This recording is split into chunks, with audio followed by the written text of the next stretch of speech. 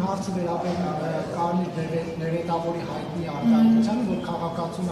անհետեթ պահանջ էր ներկայացրել աչքերը մեջբերում չկլորցնելու հետ կապված, դուք նշեցիք, որ ծառայողական քննությամբ զբաղվեք եւ պատիժ կգրի, բայց նկնեց ինձ վերջերս փոխանցեցին, որ նա ազնվորեն զղջացել է եւ նկնեն ստեյցիան դուք որոշել եք նրան չպատժել, բայց չեք կարծում, որ սա արդեն ստեղծում է իրավիճակ, որ մյուս ծառայողները արդեն այլ խախտումներ անելուց արդեն զգան, որովհետեւ կտեսնեն, որ գործընկերը չի պատժել։ Անկեղծ կլինեմ, չեմ կարծում, որովհետև ցանկացած իրավախախտման դեպքում պիտի գնահատենք ընդհանուր իրավիճակը, իրավախախտման բովանդակությունը, իրավախախտի վարքագիծը այդ իրավախախտման առնչությամբ, ինչպիսի մոտեցում ունի, խոստովանում է, որ կատարել է որոշակի էթիկական կանոնների խախտում, թե չի խոստովանում, եւ տվյալ իրավիճակում ես ասուլիսի ժամանակ էլ նշեցի, որ իրականացվում է ծառայողական քննություն, ծառայողական քննությամբ այո, ֆիքսվել է, որ կա էթիկայի կանոնի խախտում տվյալ արտահայտության կիրառմամբ, բայց հաշվի առնելով այն հանգամանքը, որ տվյալ աշխատակիցը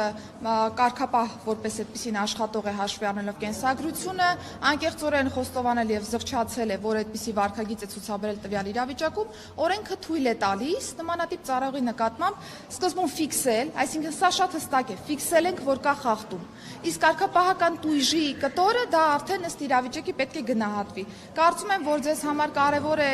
հասկանալ, որ ծառայողական քննությունով ֆիքսվել է, որ կա խախտումը, բայց հաշվի առնելով անձի վարքագիծը եւ անձի ընդհանուր կենսագրականը որոշվել է այս անգամ չկիրառել կարգապահական տույժի տեսքով կոնկրետ նկատի ունեմ, բայց եթե հետևեք նաեւ ներքին անվտանգության եւ հակակոռուպցիոն վարչության մեր հայտարարություններին, տարբեր ամփոփումներին, նաեւ ՆԳՆ կարգապահական հանձնաժողովի տարբեր արդյունքներին կնկատեք, որ շատ են այնպիսի ծառայողներ, որոնց որ ըստ իրավիճակի արդեն կոնկրետ կարգապահական տույժեր են նշանակվում կամ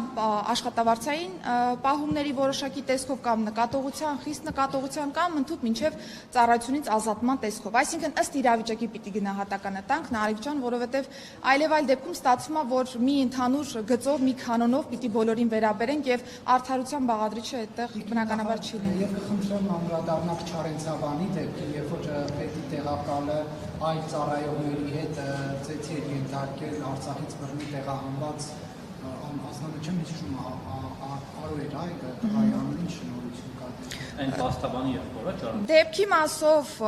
ահազանգը կար, ահազանգի հետ կապված մենք ունեցել ենք հարուցված ծառայողական քննություն, հաշվի առնելով հատկանիշների, առերևույթ հատկանիշների առկայությունը, դրանք փոխանցվել են գլխավոր դատախազությանը, այս պայծրությամբ արդեն դատախազության եւ քննչական մարմինների տիրույթում է հարցը, երբ որ հանգուցալուծումը լինի կվերադառնանք ծառայողական քննության։ Նախարար Չարենցավանով մի բան է, ես վերջերս առիթ եղավ գրեցի մի քանի անգամ, նաև ՆԳՆ-ով ճշտեցի որոշ բաներ, որ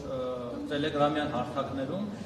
ոչ միայն Չարենցավանում, նաև հանրապետության այլ համայնքներում, բայց վերջին օրերին Չարենցավանում է ակտիվացել, տելեգրամյան հարթակներով կեղծ մեր լուսանկարներ են տարածում կանանց եւ դրանով շանտաժ են անում եւ գումար շորթում։ Ես կոնկրետ Չարենցավանից գիտեմ, որ մի քանի քաղաքացիներ եւի 10-ից ավել կամ չգիտեմ ինչքան տրվել են այդ շանտաժին եւ գումարներ են փոխանցել։ Ոստիկանությունը ինչ որ անձանց ձերբակալել էր, բայց հետո էլի բաց են թողել։ Այս խնդրի վերաբերյալ ինչ կասեք, թե այդ թմրանյութերի տարածման մասով լուրջ խնդիր կա, որի դեմ իրավապահ մակարդակը կարող համարնել եւ թե այդ շանտաժը տելեգրամով։ Իրականում թե շանտաժի առումով, թե թմրամիջոցների ապօրինի շրջանառության առումով ես պիտի նշեմ, որ գնալով որոշակի նուրբ շերտեր են բացում նաև տարբեր առումներով, հանցանք կատարած անձանց դեպքում վարքագիծը եւս փոփոխության է ենթարկվում որոշակի, որովհետև գնալով վիրտուալ տիրույթում են, հիմնականում իրականացվում այսպիսի հանցանքները եւ երբ որ կիրառվում է օրինակ տելեգրամյան ալիքները կամ այլ հնարավորությունները application-ների տրամաբանության մեջ, դրանք ավելի բարդացնում են իրավապահ համակարգի աշխատանքը, որովհետև հիմնականում գործ են ունենում արդեն նաև միջազգային գործակցության շրջանակներում հարցի անդրադարձի հետ, որտեղ որ շատ հաջող, այսպես ասեմ, փորձեր չենք ունենում բոլոր դեպքերի մասով։ Իհարկե կան դեպքեր, երբ որ միջազգային գործընկերություն շատ լավ ստացվում է, բայց այստեղ դեռ դաշտ ունենք աշխատանքի, որպեսզի կարողանանք ավելի ընդլայնել մեր գործիքակազմը, բայց իրականում խնդիրը կա, այստեղ նաև կարողությունների խնդիր որոշակի առումով ունենք, սրան զուգահեռ այս խնդիրների, այո, թե տեխնիկական եւ թե նաև գիտելիքների։ Հետո Բարթոսի Չարենցավանի դեպքով դրա մասին ինչ-որ մանրամասն կասեք, ովքեր էին ինչու բռնեցիք, ինչու բացողեցիք հետո, թե դուք չեք բացողել քննչականն է բացել։ Դե քանի որ քրեական վարույթ կա նախաձեռնված, ձերբակալման որոշումը արդեն քննիչի կողմից է տրամադրվել, հետագայում արդեն ենթադրաբար բավարար հիմքեր չեն եղել շարունակելու process-ը եւ տանելու օրինակ խափանման միջոցի։ Մամուլը բարձրացված այդ աղմուկից հետո մի որոշ ժամանակ դադարեց այդ շարունակը, բայց 3 տարեկացա, որ նորից ակտիվացել են նոր մարդկանցների չարանցավային բնակիչներին գրկել, էլի շանտաժ են անում, էլի գումար են տալիս։ Դուք եթե չեք կարողանում դրա դեմ առնել այս բանը ձեր գործիքակազմը որպես նախարար ինչ-որ ոչ ունեք, ինչ-որ հորդոր առաջարկ, հանրությունը ինչպես դիմակայի դրանց, ինչ անի։ Իրականում ես մի անգամ հարցին անդրադարձել եմ, տարբեր հանցագործությունների դեպքում շատ հաճախ ոչ միայն իրավապահ համակարգի կարողություններին է վերաբերում, հա, հարցը, այլ նաև հանցանքից տուժած անձի վարքագծին է վերաբերում, որովհետև կան որոշակի խումբ հանցանքներ, որտեղ տուժածի վարքագիծը